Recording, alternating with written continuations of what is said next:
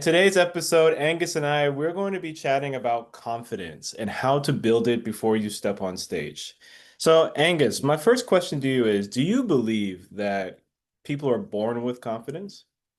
N- Um, no, I think confidence is something that's built through experience, right? And when you actually overcome challenges within your life, that's how you get more and more confident.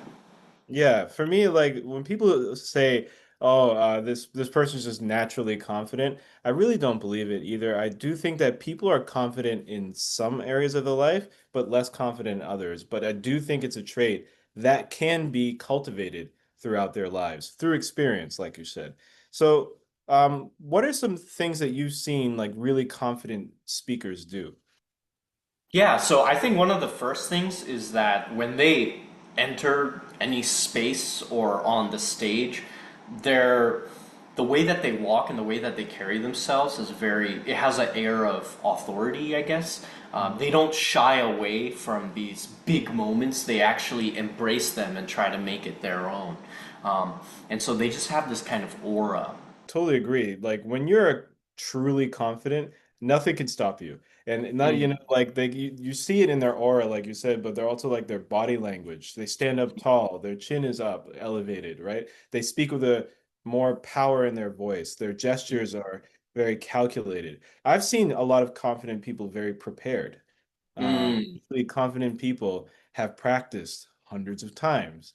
yeah. They have done their research, right? So a lot of these things are really great practices for cultivating confidence. Do you have any tips on how to do that as well?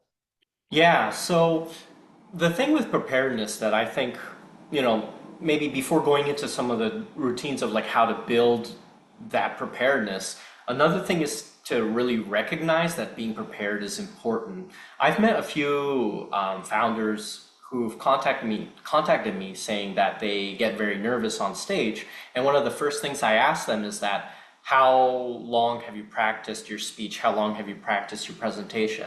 And I've gotten a few answers that are like, oh, I did it the night before, or I did it a week before, right? And something that I like to say in response is, if you didn't know how to play the piano, right? And you had a week to play the piano, would you feel confident enough to do a recital like a week later? No, no way, no way. And it's the same thing with any sort of skill, right? And so public speaking and presenting is one of those things. Now, how to build up to that, I think you brought up a really interesting idea before, but would you like to kind of touch on that? Yeah, absolutely. So one of the things that I've done with my clients, especially the city of Yokohama. So basically, I was hired to help them, get their employees ready to speak in front of a large crowd. But many of them were shy because they weren't so confident in their English. Well, what I had them do was what's called the speech ladder. And basically, they just did a self-introduction, very simple self-introduction in pairs first. But then once they did it in pairs, I got them all into a group of four and they did it in there. And from there, that group of four turned into a group of eight. From that group of eight, a group of 16, until finally they were doing it in front of the entire class. See, when you build it up like that, you're saying the same thing over and over again, but then the audience size is getting increasingly larger, and then you're becoming more and more comfortable as you go. So, what I recommend founders do if you're going to be pitching your startup is do it with somebody you trust, maybe one person, then get a couple of people. Then, maybe do a small pitch competition or some sort of, circle of friends. And then you can go into a larger pitch competition where you have hundreds of people watching you because you've done that same pitch over and over and over again.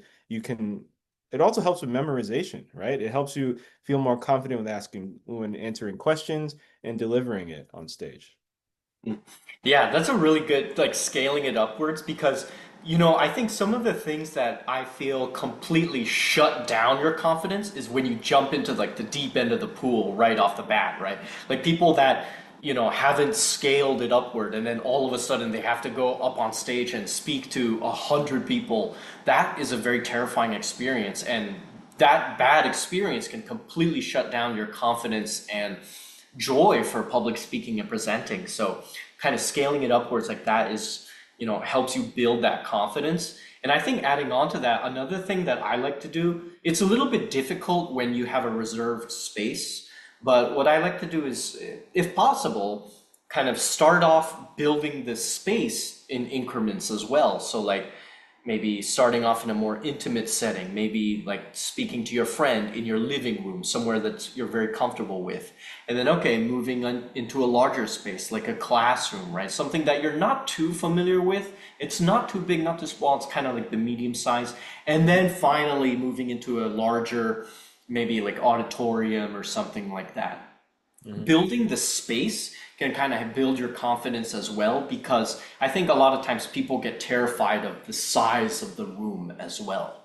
Yeah, 100%, man. You bring up a great point, especially with all the different lighting that's in in that those Yeah, yeah. right? It makes you put like on more on the spot. That's a really great point. And also your voice travels differently. So you have to learn how to project your voice a bit more, and stuff like that. For me, I started off my career, with public speaking mainly as a teacher. Mm, So, I didn't have any experience before as a, public speaker. But then being a teacher, you're always in the front of the room. And that really helped me when I joined the Antler Accelerator program and had to get up in front of a room of 80 founders and pitch my startup idea. Like I was able to feel more confident up in doing that because I had been in front of people my whole entire life. So the confidence is something that comes over time. It's not something that anyone is really born with. Sure, people might, have an innate ability to seek out challenges or seek out like somewhat scary things. But at the end of the day, a lot of times, sometimes people are projecting confidence that they don't actually have. mm. Yeah, and I think one thing to just kind of cap off is that I think people think confidence is having no fear, right?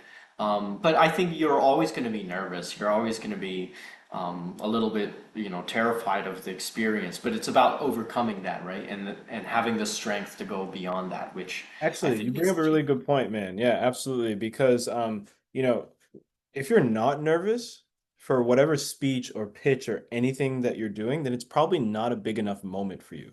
And you should seek out things that make you feel a little bit nervous because then you'll perform better. I think that every single pitch competition that I did, I always got a little nervous ahead of time because it meant a lot to me. Like I had a unique opportunity to share my startup idea with people. And yeah, it's good to be nervous, but it's also good to learn how to calm down those nerves and fall back on your confidence to help get you through the entire situation. And we spoke about that before, but yeah, any final closing thoughts about this topic? Yeah, like honestly, like don't wait. Like start building that confidence now. If you feel like you're somebody that doesn't have that confidence, like just start small, nobody's telling you to just jump off in the deep end and start doing world class, presenting or pitching or whatever. Just start small and start building.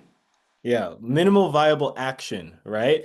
Like the one little action that we can take to start our journey towards a more confident self, I think is the best thing. Like you said, speak to a friend, right? Speak to a group of friends, then speak to more friends, and then you'll be able to speak to strangers. Absolutely. All right, this has been another edition of the Speak Up, Scale Up podcast. We will see you next time.